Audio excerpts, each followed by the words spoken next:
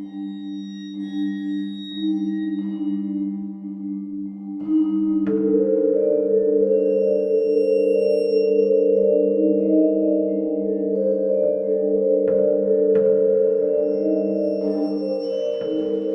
hello, and welcome to Dente, Rigamortis. I'm Review Cultist. I'm Kyle. And I'm Noah. And we're here for Monster Stock Theater. Wait, oh no, not Monster Stock Theater. And we're here for Monster Stocks. I mean, it is kind of a theater of the mind. It's a theatrical show. We're here to paint a picture. I suppose. And we are doing... Noah, what are we doing today? So I suggested last time that we talk about probably the most, like, crazy sort of vampire myth I've ever heard of, and that's the Penanggalan. It's certainly one of the most unique. Yeah. Yes. Definitely wins the the body horror award. Yeah, definitely. Oh, no doubt, no doubt. But it is a sort of ghost vampire myth found in Southeast Asia, a lot in like Malaysia, Indonesia. There's variations of it in like the Philippines and Thailand and some other places. There's a lot of monsters of like different names in like the cultures sort of adjacent to or not too far away from Malaysia. Yeah, and it seems like traits also vary depending on the region you're in for the Penanggalan. Yeah, so there's a lot of variations on sort of this creature, but I think probably the main version we'll be focused on is the Penanggalan, which is effectively a vampire that is like 99% of the time it's some sort of witch or woman that has used some sort of like black magic or something like that to turn themselves into this creature where they can separate their head and like their lungs and organs, typically like just like their stomach and intestines, from the rest of their body, and it flies around dangling these parts of its organs and like attacks people or it typically attacks like pregnant women or like newborns, which makes it like, extra messed up. Pretty twisted. So that's like the sort of basic concept. It's this weird baby-eating vampire head with some organs hanging off of it. Yeah. Ghoulish. And like from compared to other vampires, it is actually kind of different because it isn't like it has to like rest during the day. It actually is a living human during the day. Yeah. So it's actually kind of like a vampire witch. Yeah, it's like it's not supernatural till like nightfall, basically. Yeah, pretty much. Does it need to like eat people food during the day though? Because I tried to find an answer to that and I couldn't, because maybe that's just like an errant thought of like an outsider to the culture that like this basically spirit is common to. But if anybody knows, like, I would genuinely love to listen to someone for hours talk about this thing. Yeah, it's real strange, and it's got this like there's all these. It does have a tell. Yeah. And there's all these different ways that it could be, like, created. I read a lot of origin stories. Like there's like a lot of stuff based around like vinegar and stuff like that. Yeah, like that's one of the tells for it. Like that differentiates it from another person during the day. If the person smells like heavily of vinegar. Chances are they're a Penanggalan or somebody who uses vinegar a lot. Yeah, like that's such an odd thing because vinegar is such like a tool for cleaning in so much like older cleaning methods, at least in like German stuff. That like it's odd that like I would have attributed vinegar to something more like a salt if I was like had to guess, because it's like a purifying agent in some ways, or like a preservative. Maybe it's to preserve its pickled organ. Yeah. Well, apparently, when the Penanggalan returns to its body at before like the dawn or something, it will bathe its organs in a vat of vinegar to shrink them, to make it easier for it to like put its organs back in its body. Oh shit, that's really interesting. That's cool. Jesus. Yeah. This shit's wild. On the topic of origins, I'm really just looking at the wiki. But I see that one of the origins, it was like a priestess or something, was bathing and like meditating in a bath that used to house like a lot of vinegar, and some guy like intruded on her, and she looked so sharp, like startled and whatnot. She looked so sharply at him that she pulled her head off her body, and along came her also her organs, and so she just became this monster and started like terrorizing this guy for interrupting her meditation. Do not creep on women that are bathing. Yes. Don't creep on anyone that is bathing. That shit. I'm on its side now. Fuck that guy. I mean, really, don't creep on anybody. Yes, I said nobody. Okay. Don't be a peeping Tom. Don't be a peeping perv. Yeah. But yeah, it's also typically described as being a midwife, which kind of ties into the whole feasting on babbies. Oh, sweet little baboos.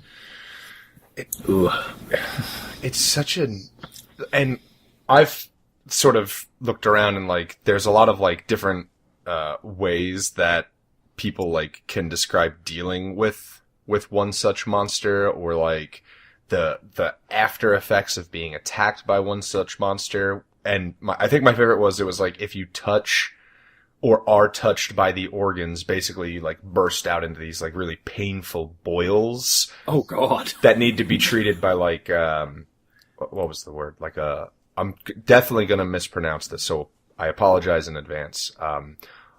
Bomo, which is like a traditional medicine practitioner in Malay culture. And I like, that sounds like horrible, especially considering that I think Review Cultist said before we started recording, like, I've just been thinking about this thing strangling people with its organs, and I was like, oh, that's gonna be a bad one no matter what happens. Yeah. So, according to the wiki that I'm seeing, it has powers, like multiple powers, while it's in the head form, passing through walls, or in some cases oozing through cracks in floorboards of houses to get through into them. But it can also use its like intestines and organs as tentacles. It's just grasping appendages. Yeah. But there's all sorts of creepy. it's real gross.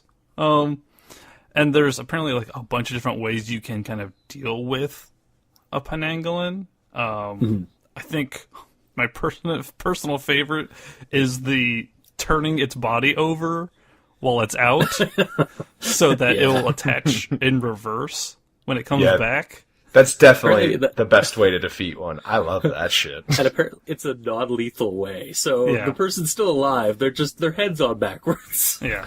They'll just have to pop it off the next day or something like that. Yeah. How do people not recognize their friend's face, though? I mean, if a head with a bunch of organs come flying at you in the middle of the night, I don't know if you're going to really... I guess I am going to be looking at the organs. Yeah. And I mean, like, they do, like, kind of change a little bit. Like, they do get, like, fangs, and, like, a longer tongue, I think. Like the fangs specifically, like, it depends on region to region. Sometimes it's, like, just two fangs. Sometimes the entire mouth is just fangs. So, like, it does become semi-monstrous on top of, being a head with organs flying in the air. Yeah. So some other ways of like preventing being attacked by a Penanggalan is like just have a bunch of like thorny crap all over your house. So if you have like thorny plants or like fruits, even like pineapples and stuff like that, and just kind of leave that around your house, it will help like dissuade like a Penanggalan from trying to attack. I mean, you could also, speaking of thorny things that prick and cut, you could also just pour a whole bunch of glass down the body. Oh yeah, That's just down the neck. I would argue that that's the most vicious way to get rid of it, let's say. Yes. Yeah. I know. I watched. I watched a review of a movie from Bali called "The Mystics of Bali," and the priest in that one, or the Bomo, found the body and just stuck toothpicks in the neck area, so that when she returned to her body, she realized that she couldn't put her organs back into the neck. So they're just like sticking out, and she's just like, oh crap. Yeah. I'm fucked. Or you can even just like cremate the body if you can find it. Like, Yeah, the traditional vampire kind of method. yeah. Which, yeah, there's a couple different ways of handling these things. All of them sound kind of awful. Yeah. Backwards head is cool. I'm not going to let anyone dump on backwards neck. That is sweet. Yes. It's like It's almost like kind of like a... Sorry, yeah, what were you saying? I was just going to say, it's like that bit in fucking Spaceballs. Yeah. Yeah, so it's got like kind of a karmic comedic Yeah. design to it. It's just a good prank that you can pull on your organ vampire friend. I feel That you like, don't want to hurt, or you don't want to kill, but Yeah. like they're doing this stuff messed up. I think like that is the method you do if you're running like if you're using this creature in like a game or something like that. If you're doing something kind of like lighthearted, like maybe like Monster of the Week or whatever, like that's the way that you do it. Kids fighting monsters. Yeah. Yeah. Or the kids pour a bunch of jacks down its neck. Oh god. Yeah, that's the Little Fears game. Oh, God. Yeah, there it is. We found the distinctions. Yeah. Yeah, Call of Cthulhu, probably the birding and stuff of that. Yeah. Although, depending on your players, might be the non-lethal route as well. So what I first learned about the Penanggalan is actually Shadowrun. Because, Oh, really? Because in the 4th edition, like, Runner's Companion, where it has all, like, the really crazy rules for making, like, playable characters and stuff like that, they have rules for, like, running ghouls as, like, playable characters. And the Is this like a Penanggalan subset? is in there as, like, a variation on the ghouls.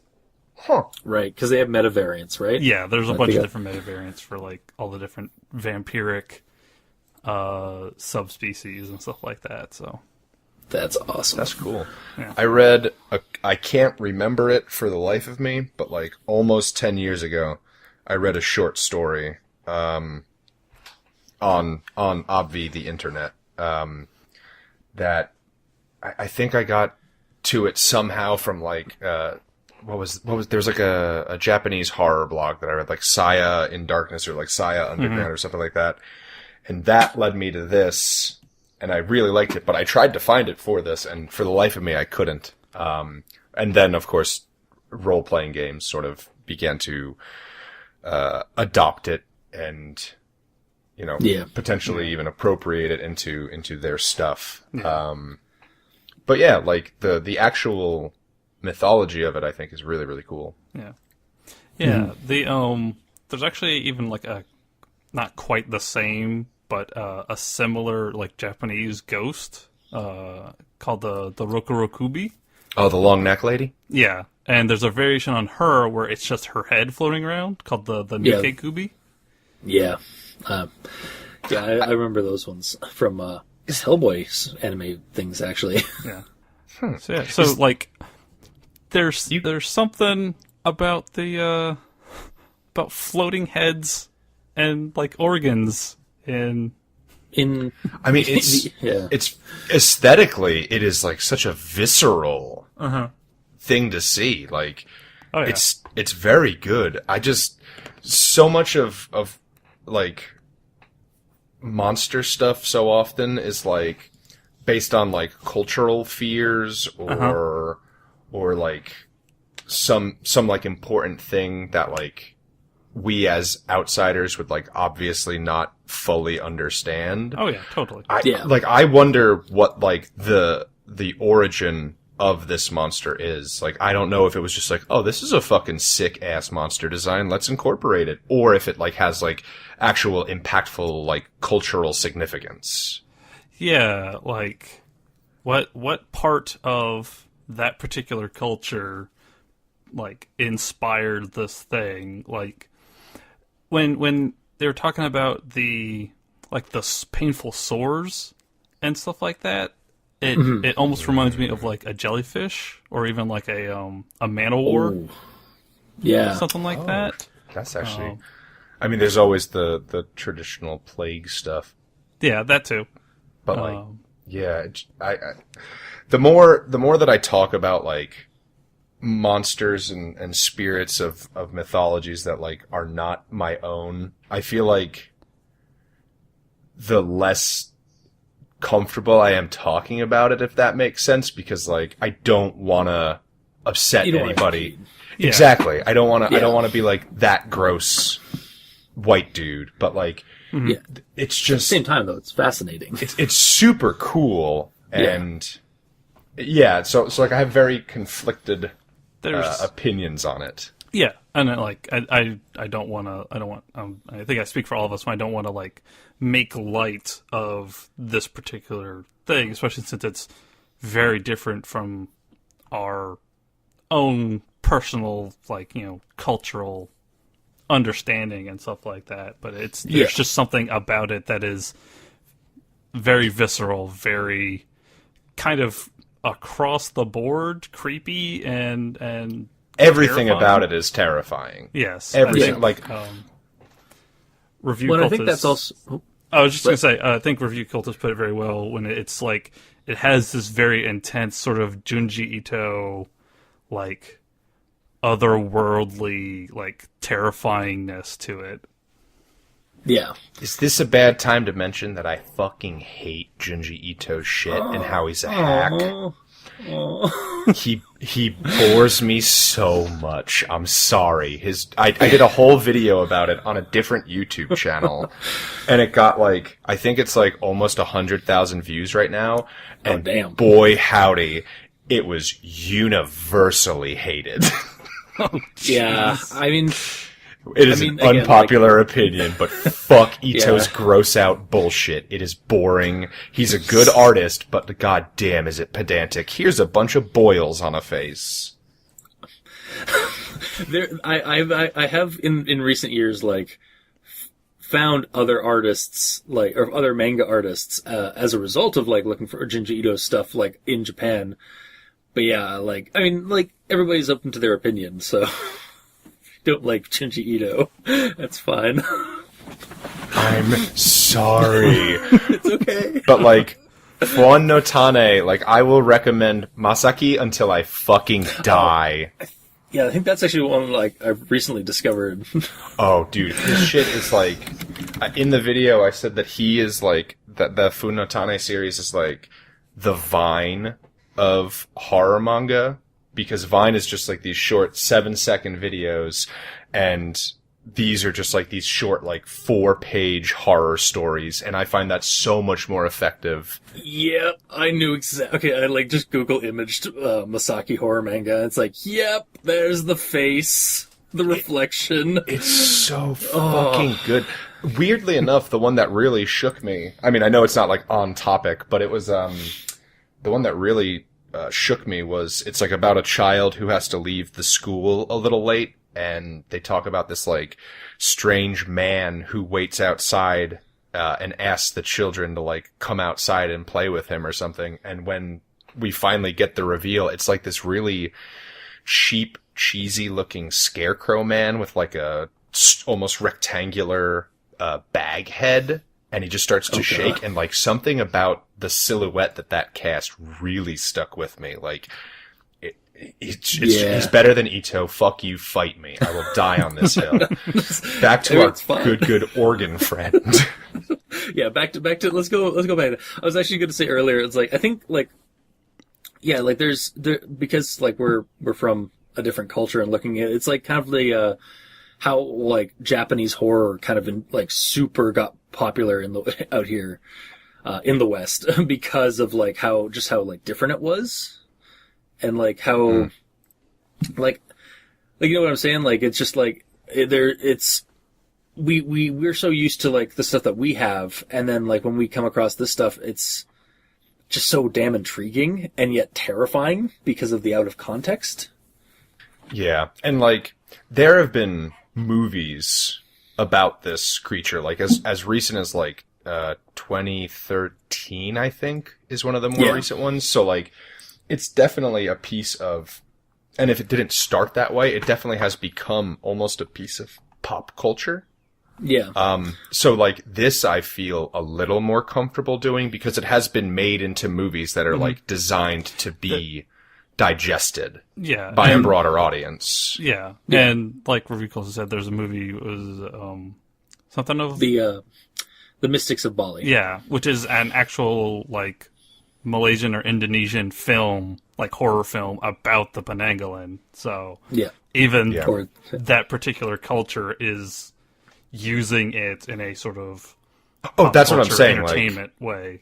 Yeah, like I'm not talking about like I don't think there's like an American movie with this monster in it, but like I would be surprised to see exactly. Yeah. So like I mean, we say that, but I mean, like, I'm sure, like, the coming 2020 Mystics of Bali reboot or Americanized reboot, like The Grudge or The Ring or that certainly was a time in American horror cinema. I would describe it as one of the least enjoyable times because the original movies are so much fucking better. Yeah, I still like I haven't seen the original like Ringu and like Grudge, but I do want to actually like go out and see them because I'm like I was creeped out when I saw the first Grudge movie, so I can only imagine how creepy the original source material is.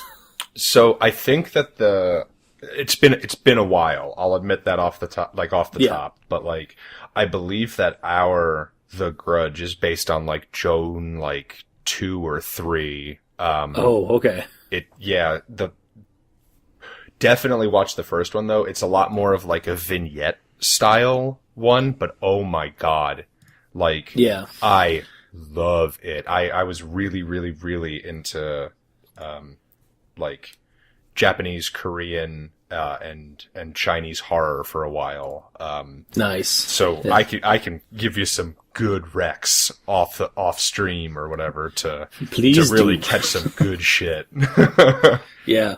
And even like again like a thing against like the whole like Americanized reboots. Like I watched Rec, the Spanish horror movies, the Rec series. Mm-hmm. Yeah. And then I watched Quarantine, which was the Americanized like adaptation of it, and it was just so bland compared. Yeah. So yeah, it was pretty boring. Those are still going. I think they just released like Rec 7. I thought they were only on Rec 4. Okay. I mean, the number is coming out of my butt, but I believe that they did just release another one in Spain. Yeah. Yeah, I think they did. But anyway, going back to the Penanggalan. Yes. So, yeah. So do we want to do like an adventure in a role-playing game about confronting our dear sweet organ friend? Yeah. That works.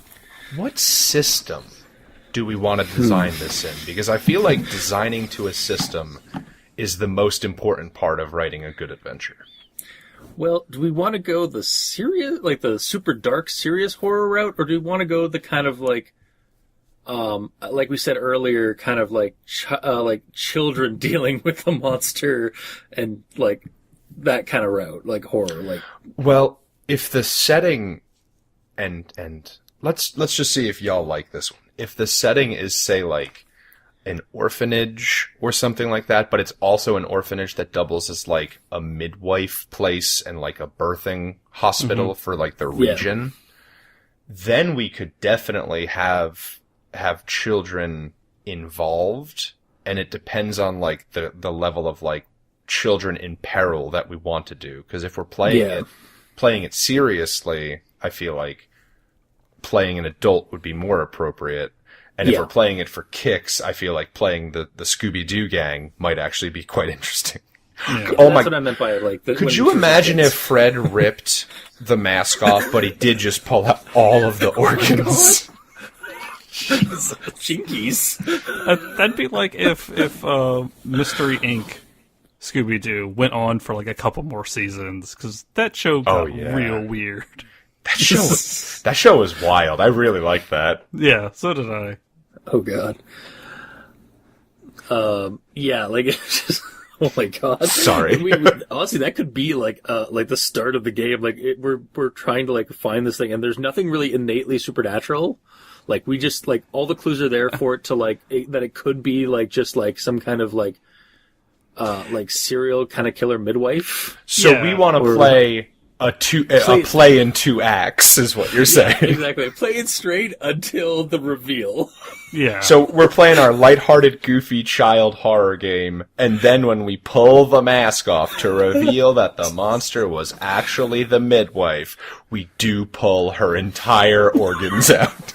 Yeah. Yes. Like the confrontation has to happen at night, and yeah, it just... Okay, what if the confrontation takes place during the day, but the unmasking reveals right as the sun goes down? Oh, yeah. Yes. Yeah, exactly. Oh, fuck. I feel like if we're doing child main characters, I feel like Little Fears is the way to go. Yeah. Yeah, I that think, is definitely the leading one. Yeah, I think something along those lines. I was thinking, because, I mean, if we're going like the actual like Scooby-Doo route, they would be like mid to late teens, and that sudden like swap over, like really. I mean, you can still do Little Fears mid to late teens. Yeah. They just don't have as much belief as they did as. They're gonna though. I mean, they're gonna believe, but they're not gonna have. I was wondering if their belief would just plummet the second that they pull a woman's head off. Okay, all of our childhood whimsy is gone now.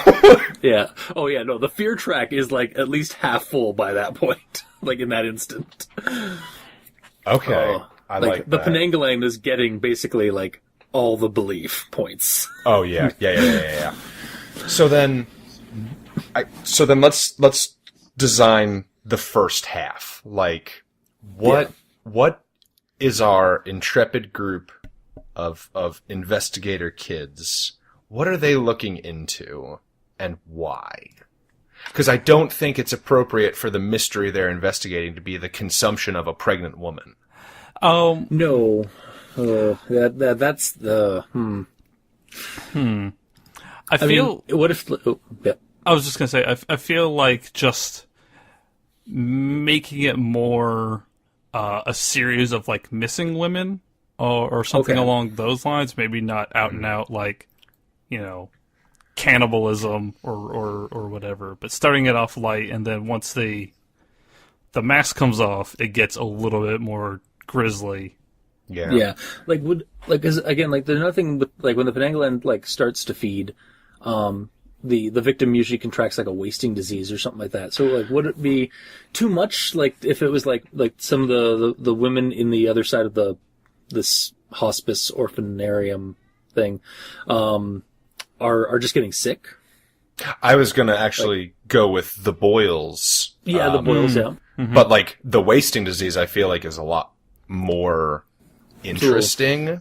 I mean, it could definitely start as one and kind of progress into the other as they continue like their investigation. Yeah. Okay, so then a lot of the employees are getting sick. Points. Yeah, except for like one or two.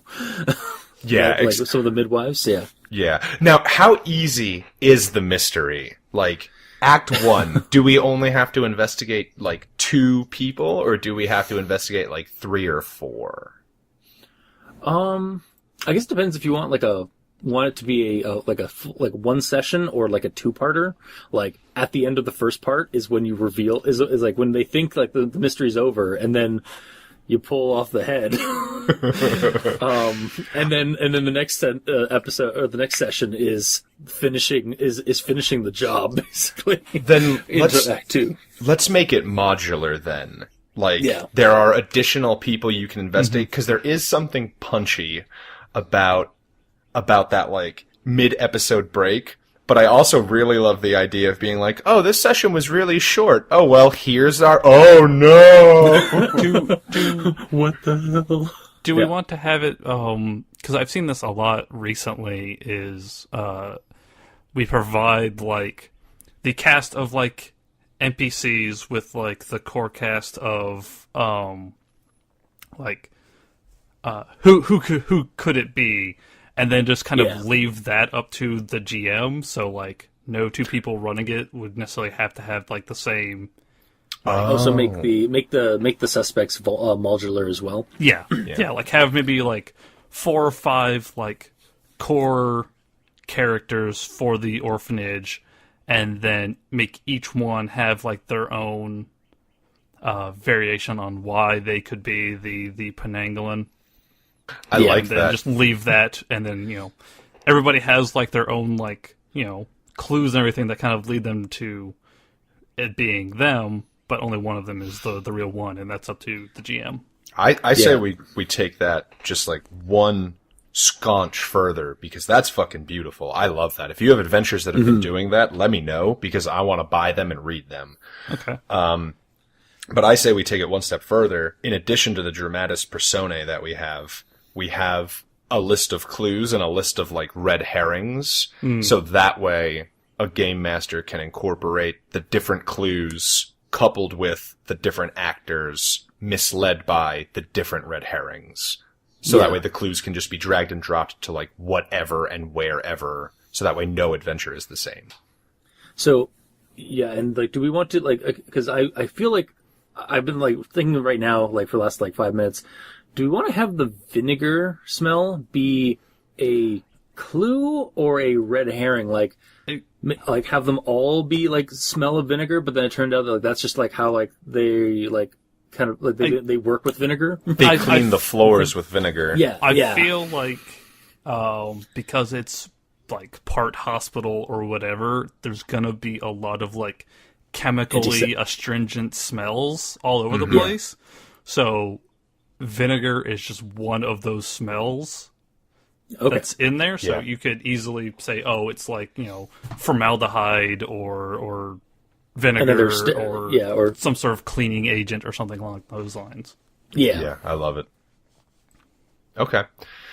So then our youths, they investigate to find out, like, oh, shucks, why aren't people eating all the food we have? And then they look to find, like, who's stockpiling the food, but we have all this great food. Why is this person sleeping with scissors under their bed?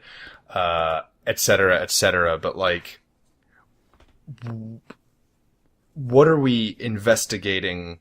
Like, how do I want to phrase this? Like, we're investigating the people who are sort of wasting away. Mm-hmm. How do we get that jump from they're wasting away to this person is causing them to waste away without the jump to, oh, it's a monster that is causing them to waste away? Like, is poisoning such a thing? Is what? Sorry? Like poisoning someone so that they, like, stay bedbound? Like, would that be a good segue between wasting disease, poisoning, oh shit, it's actually a monster? Well, that's kind of what I was thinking, like, for, like, the people are getting sick, is that, like, the kind of mundane aspect of it, or the mundane explanation is that, like, somebody is poisoning the people. And that's why, and, like, so, or, like, people, there's some kind of, like, yeah, like that, we need to find, like, a way to make that kind of, like, more, like outstanding, or, like, more, like, have an outlaw, like, it's like these people are getting sick, but not from like, and like, it doesn't look like it's like from just like a passing like disease. It's like maybe they are like, maybe somebody is poisoning them. Okay. And so maybe like during the adventure, just to sort of hint at it while they're sort of investigating, like they bring in the Bomo, and maybe the children, there's a chance for them to overhear the practitioner like talking about how something's off, and like, you know, maybe not want to talk about the fact there's probably a monster in here in front of the children. Right. Maybe they overhear the Bomo like under his breath say like Penanggalan. Ooh, I like that. Like, and like that's what sparks the children's like, or the kids like interest, or like kind of like their imagination, because I assume we're doing this in Malaysia or in like Indonesia. Oh, I assume this is a period piece. Absolutely. Yeah. Okay. Cool. Okay. So like they know, like you roll like a lore check or something like that to know, like to get them to know, like, oh yeah, you remember your grandmother told you this, or your parents have told you this, or something like that. Or like it's a cultural thing, right? So right. Yeah, I'm fine with that. And then like, yeah, like they're instantly like, again, like because kids generally do kind of think that route, or like they think that somebody's, or they think that somebody is trying to do something like that.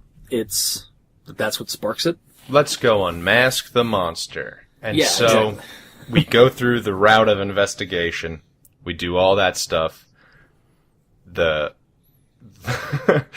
All adults who could have helped have left. Yeah. All the ones that could help suddenly start getting boils and have to like call in sick, basically. Oh God. Well, I think we're still in the day period. Yeah. Because I think that there might be some... Oh, okay. Let me eat my own words here. I feel like there are some adults who are definitely going to get eaten. Oh, yeah. In front of these kids. Okay, yeah, here's the thing. Like, are we still, like, going with, like, the kids, like, suspect and, like, they're just trying to find proof of, like, that this person, like, is poisoning the other people? Yes. Or are we going on the assumption that, like, they straight up, like, in their investigation, they just straight up see somebody get eaten? Phase 2 is definitely when a Phase 2 is human when that being happens. gets eaten. Yeah. Okay, good. But so like the sun has set and we have solved the mystery. It turns out that it was midwife A. Let's pull that mask off and bingo. Or we tie her up or something. Yeah. Yeah. Or do we want to have like the kids go get like the local constabulary, and like the police officer like does the unmasking or whatever, and then they just get chomped. Yeah. Like, so like immediately. Yeah. just we pull the head off and it just comes right out in front of these kids. Abracadabra, here's the best magic trick. Dead police officer. Or devil's advocate here. First session, Little Fears. Second session, Call of Cthulhu, or another horror thing, where you're now playing the constabulary, trying to protect these kids as the monsters. I do actually like the two-part adventure that suddenly swaps systems like halfway through. I do kind of like that. No one's done that before, and that I know is people delightful. I know people have mentioned it, but I'm talking like I've never seen anybody publish that. I've definitely run a game like that, but like I'm a sucker for this shit. So yes, definitely you now play the constabulary, and it is Delta Green. So I'm thinking it comes in like a little packet, like one of those like free RPG Day packets. Yeah. And like halfway through it's printed upside down and it has all the character sheets for COC or Delta Green or whatever. On the front half, which printed right side up, it's your Little Fears or what have you. Yeah. Oh god. Little Fears or like just Monster of the Week or not Monster of the Week. Monsters of Monster the Challenge thing. Yeah. Yeah. You could convince your boy to play Monster of the Week with this though. Like when the Bomo leaves, he goes and like gets the people who fix this problem. Yeah, like they show up. Isn't there a gumshoe? A horror Fear gumshoe. Itself. I mean, and maybe that's what Esoterra? I'm thinking of. Fear itself. I Fear think it Itself, I is think- Fear itself. Yeah, and Fear Itself you could technically tweak to play as children as well. Yeah. So like, but You could actually do Fear Itself one side and then Night's Black Agents on the other. oh god. Yeah, because Night's Black Agents would work perfect because they've got the vampire generator. Yeah. Or it's like a secret conspiracy of Penanggalans. Yeah, we're in the Indonesian or Indonesian Delta Green. Yeah, it's if you've seen. Oh God, where's Jakarta? Hold on a second. Talk amongst yourselves. Yeah, no, I really like the idea of like little fears, and then nope, we're going to Call of Cthulhu now.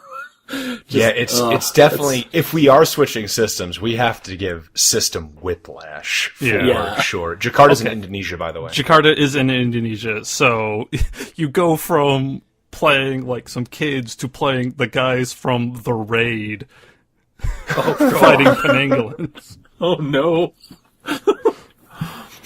So then, I guess my question is, do you want this to be a modern game? Because in my head, I've been envisioning everything by like oil lamp and things like that. Oh, okay. So you're going. So you could really do it either way. I think like they're both so interesting. You could even do it like if you want to do like a campaign, you could start in olden days, and like the end of that adventure is the thing gets away, and then like kids, so many years later, it comes back. And you're playing in a newer system or something like that. First session or even the second first session is like kids on solving the mystery and like unraveling like finding the suspect, and then like, oh, it's old man or it's old maiden or it's old maid withers or whatever, and then boom, Penanggalan, and then it attacks, scares off the kids and escapes, and then the next session is like 30, 40 years later, and the kids have grown up. Yeah, and you're playing like that. So I'm getting all of a sudden getting like a real It vibe. Yeah, no, for sure. Yeah, that's what I was going with too. And I'm also thinking maybe like I really, really like this idea, but we might also be getting a little too lofty with our scenario creation. Pitch it. Just go. Yeah. No, what is it, Noah? I'm like, you have me. Reel me in. No, I'm just saying, like, going from, like, doing, like, this big campaign that spans, like, 30 years or whatever from when you're, like, you know, friggin', like Stranger Things in Indonesia fighting a vampire midwife to all of a sudden, like, years later, you're all, like, you know, part of like the special police in Indonesia, and the thing comes back and it's like got a lot more Penanggalans with it. Like it's got like a coven of them. Yeah. I mean, the Penanggalan does eat everyone in the hospital orphanarium except for the kids, so it would only make sense that they are recruited. Yeah. God, man.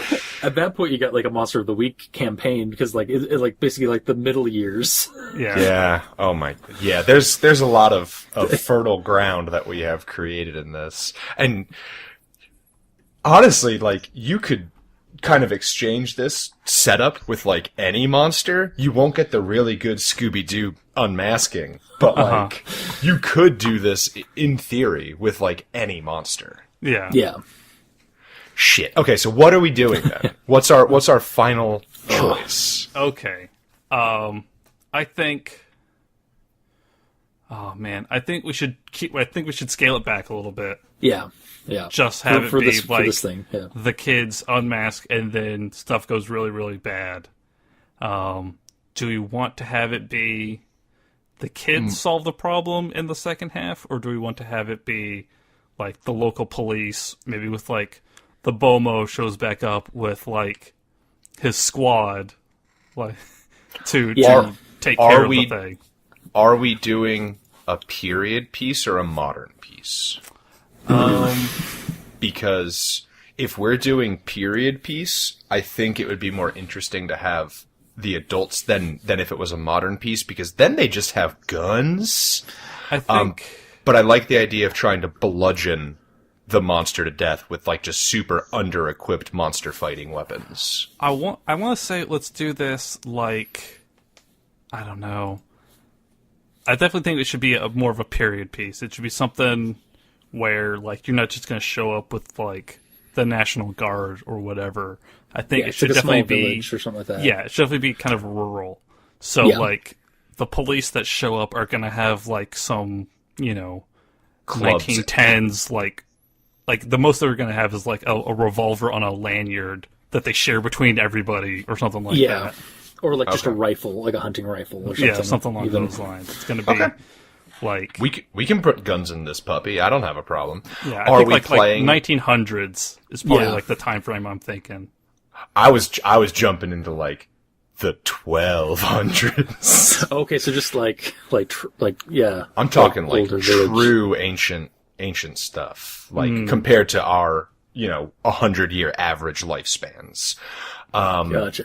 But like, if we want to include, like older firearms, I have no problem with that. Are we playing adults or are we playing kids? Because I do like the idea of children just filling a corpse with glass like a bad piñata. Well, yeah, the Monster Squad is definitely a good option. Okay, so what if you can play the kids, but the adults are there, but they're more like distractions and set pieces, like desperately trying to kill this monster, but nothing they do will work, and so it's up to the kids to actually, like, survive the night and prep the body to be destroyed when it is destroyed.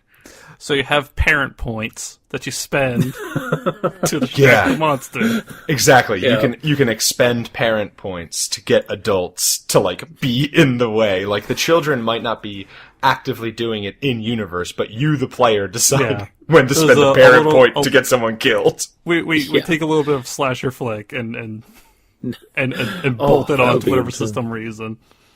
Yeah. I'm so down with that. Or even use Gumshoe, or use Fear itself for kids, but have the preparedness points be the parent points. Now there is a Gumshoe system for kids called Bubble Gumshoe. Oh my god, you're right. I have the Bubble Gumshoe book. So do I. Are we going to play Bubble Gumshoe instead of Little Fears? That might work. I think you could use Bubble Gumshoe and then add on some of the horror stuff from the other Gumshoe systems. Just kind of like bolt it on. Fear itself, Esoterrorist. Yeah. And even Night's Black Agents, there's rules in those books on like how to transfer them over, and like I've read them. Basically, you just add aberrants to a monster stats. Yeah. And that's basically their general athletics and like supernatural points. I do kind of like using Bubble Gumshoe for like the more investigative kind of nature of the game up until it's, oh shit, we have to go and fill a body that's somewhere full of glass. Yeah. Phase 1, Bubble Gumshoe. Phase 2, still Bubble Gumshoe or Little Fears? Still Bubble Gumshoe, but with like Fear itself elements, I think. I'm into it. Let's do it. Does Bubble Gumshoe have, honestly, like, legitimately, I kind of want to play this game. Play or run this game, really. I would love to fucking play in this. This is a fun adventure. Yeah. Does Bubble Gumshoe have a preparedness, point pool? That I don't remember. I am not sure. Worst case scenario, we just add one. Yeah, exactly. Just tack it on. Yeah, and I also feel like even from like a creepypasta point of view or like a story point of view, you could just take like what we've just come up with and just make that a story. So for sure. Yeah.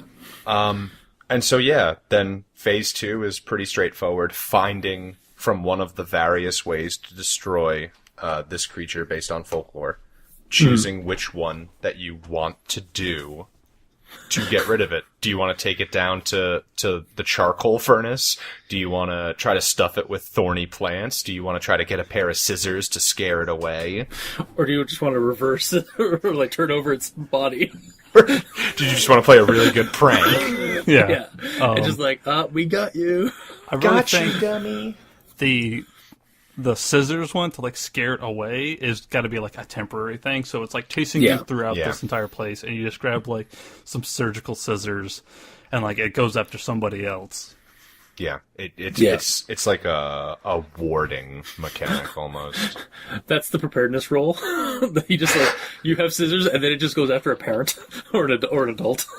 Yeah. All right, I'm gonna go kill one of those dudes, those grown ass dudes now. Bye. Yeah, that's how you that's how we like buy time to like go find the body, because maybe it's like once like it went once it like searched. Oh yeah, that's the other thing. Like, because once you pull off the head, like we have the body, unless like the body goes missing for somehow. Well, that's what I'm saying. Like the children are. I would say the body trying to get so depending on how well the fear check goes, the children will either leave that room and just know where the body is, or only some of them will succeed, and then they will have to try to pull it out of the room where the Penanggalan is currently fighting. Yes. How ballsy are these kids? I did just grab my copy of Bubblegum Shoe off the shelf behind me, and it totally just does have preparedness as a general skill. Yes. Yeah, so I thought so. Yeah, it's a staple for Gumshoe system. Yeah. All right. I feel like we've done it, gents. Yeah. I feel like we got a winner here. Awesome. Yeah, I legitimately like kind of want us to like record and play this game. Yeah. Yeah, that sounds pretty great. I think the worst thing about like doing this is that we make the scenarios that sound really, really cool, but then we know what the twist is going to be. So we would have to invite other people to play it, and we don't have to grab some other folks. Yeah, for sure. And then just have like a couple of people in the know.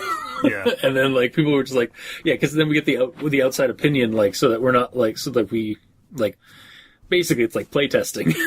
Kind of, yeah. We could even, if we wanted to get really ambitious, we could even like set this up for a bunch of different systems and try them out individually to see how each one of them goes. Yeah, not a bad idea. Yeah. Dibs Freddy. Dibs the Freddy archetype. Without a doubt, your boy is calling dibs on Freddy. I call Scooby. Damn it! All right, fight to the death. Da, da, da, da. I love how the fight to the death song is always that one goddamn Star Trek song. Yes, everyone always sings that. Even I've never even seen Star Trek, and I know that's the goddamn Star Trek death fight song. Yes, it's just so perfect. Anyway, yeah. Oh man, so that'd be fun with Shaggy. Hell yeah.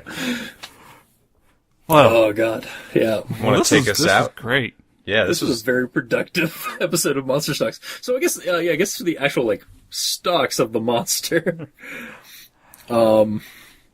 Shit, I'm gonna give this one a high rating. I normally value low, but like, I feel like that this is an evergreen stock. I'm gonna put it at a solid 5 to start. Yeah, but I think it's only gonna climb to like a 6 or a 7 within the next year or two. Mm-hmm.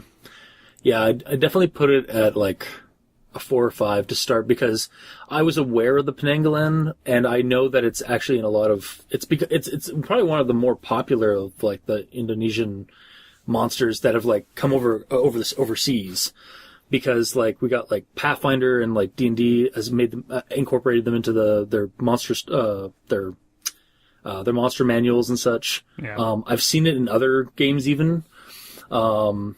And again, like multimedia like systems or like movies and stuff like that have them as well. So like it's definitely in the public eye. Yeah. As a creature. But then when you start looking it up and then like based on our idea on our idea for the game and such, definitely put it at like a 6 or 7. Yeah. I think I'm going to fall right there along with y'all. I think it's probably going to be a little bit lower starting for me, maybe like a 3. But I think that's just because like it's known a bit more in like the nerd quote unquote circles, but I think like the average person isn't like average Joe Schmo on the street isn't gonna like a Penanggalan. What are you saying to me? Like it's a known commodity, but it's also a niche. Yes, it's like super niche. Yeah. So but it's got a lot of value to start off with, and I think that's really only going to go up. So yeah, like a 6 or a 7 sounds good. All right, cool. All right, that sounds good to me. I think that's like probably the highest we've given a monster. It's definitely the highest I've given a stock, without a doubt. Yeah, it's a good one. Like it's floating got head a with lot of- organs that's gonna eat you.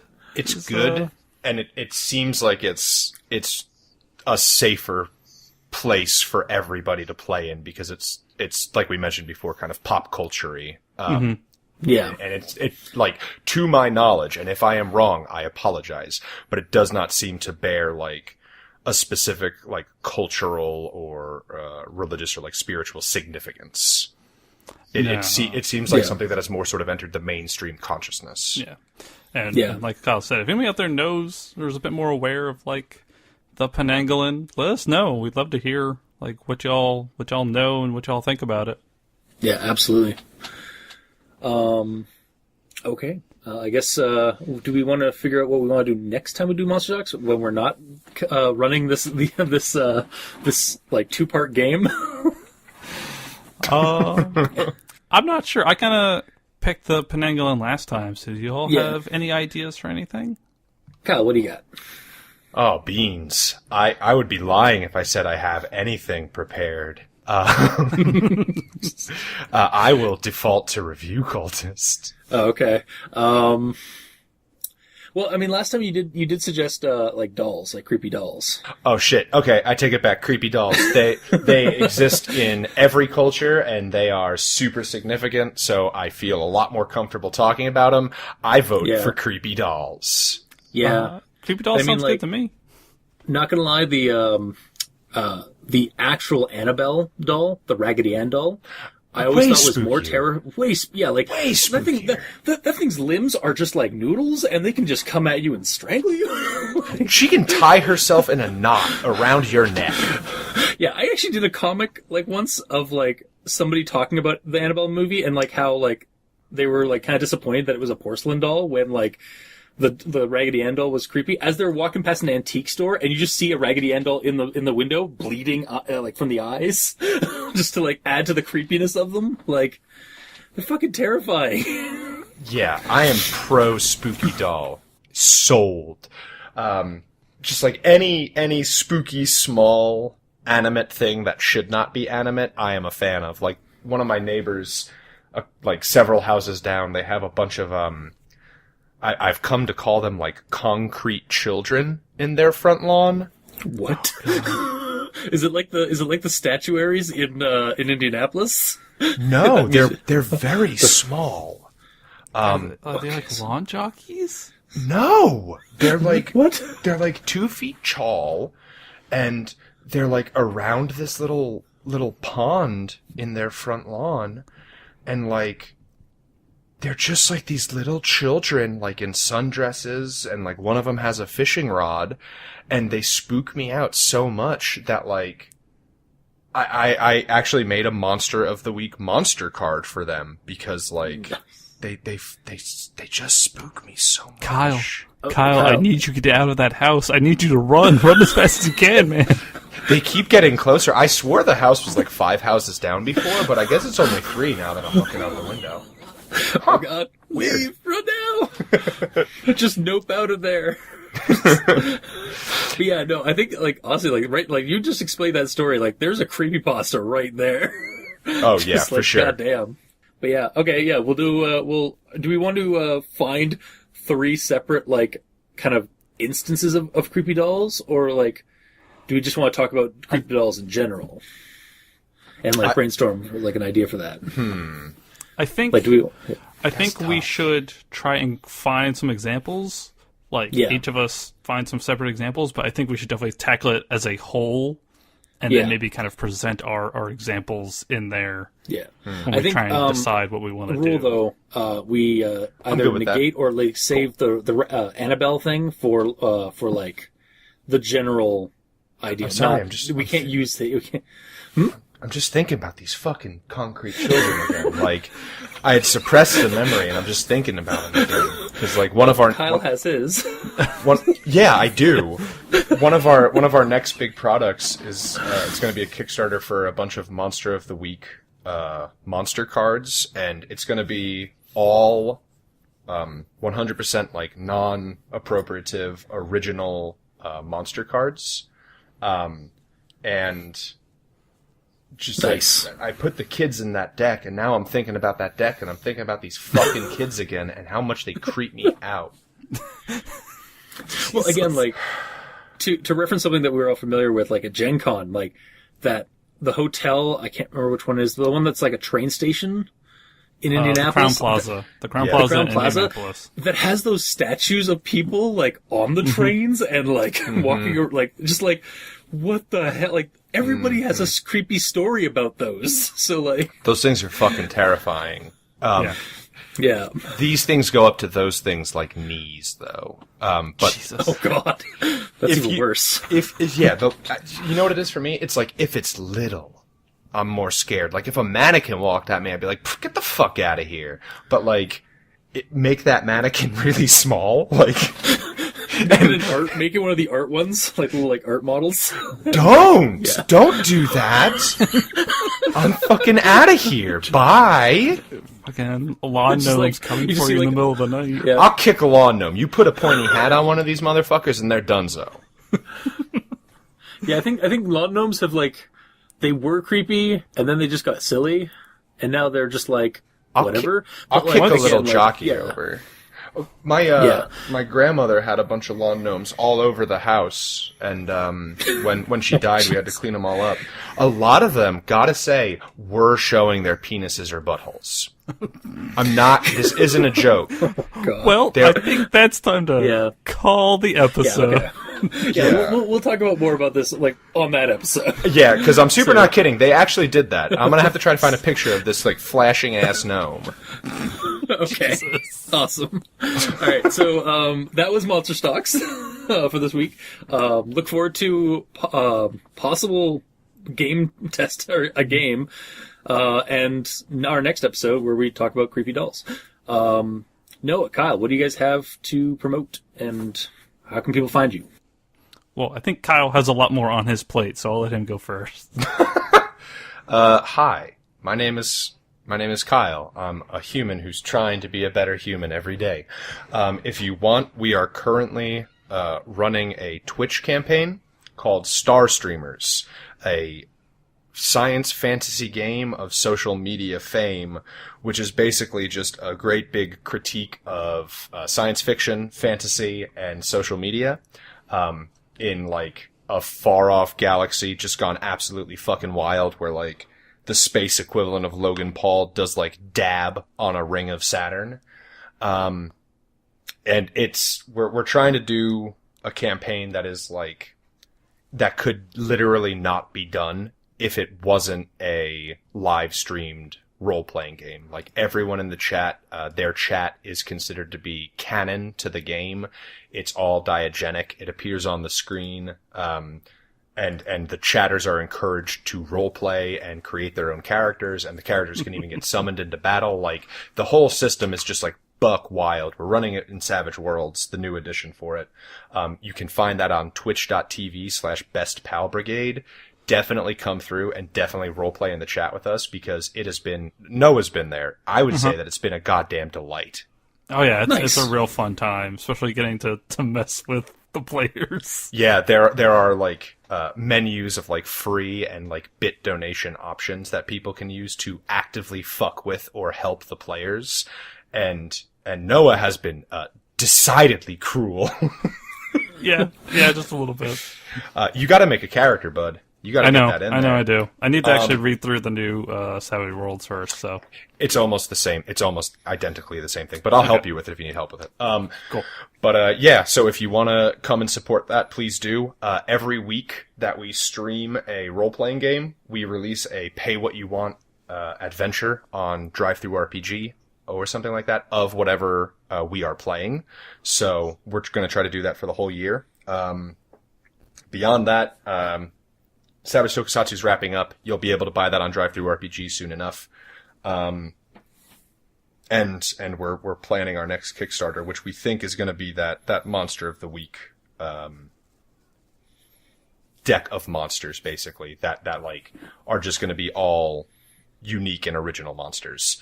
Nice. So keep an eye out for that. It's definitely going to be super, super cool. Even for people who don't play Monster of the Week, if you just want to like interact with some new and weird monster ideas, definitely do. Kat has come up with a really interesting one about a monster called the Barnstormer that goes to towns that lack culture and basically manipulates them into performing famous plays. So like it might be a tragedy like a Romeo and Juliet or a Hamlet, which unfortunately the citizens of the town do not realize they are playing Hamlet as they kill everyone around them. God. Oh, jeez. Yeah, it's really, really cool. There are some real winners in there. But yeah, definitely check it out. That's all I got. So for me, I'm on a bunch of podcasts at the moment, so you can find me on like the Role Playing Exchange. I pop up on RPPR every now and then. I'm on the Technical Difficulties Gaming Podcast. And then there's Kyle and I's show, which is on hiatus at the moment as we kind of figure out what we want to do. Maple Syrup Blood Money. So you can go and listen to all those episodes for the first 2 seasons of Riverdale, along with some other crazy wackadoo shit, like when we created a horny evil god. So there's that. You can follow me on Twitter. I'm at Kamen Otaku. That's KAMENOTAKU. I just retweet a lot of stuff and don't have any real opinions of my own. But yeah, so that's pretty much me. Yeah. Okay. Well, people can reach me at Review Cultist on Twitter. If you like this, what we just talked about, or if you didn't, leave us a comment in the comment section below where this gets posted. We're on Q6, YouTube, Tumblr, Facebook. You can also send us emails at aldenterigamortis@gmail.com. That's ALDENTERIGAMORTIS@gmail.com. Where you can also leave us suggestions for other creepypastas or other possible monster stock ideas that you'd like us to discuss on the show. And I guess until next time, this Al Dente Rigamortis presents Monster Stocks. I've been your host, Review Cultist. I've been Noah. I have been the third one, Kyle. And this has been Al Dente Rigamortis, like I said before. Bye! Bye. Bye.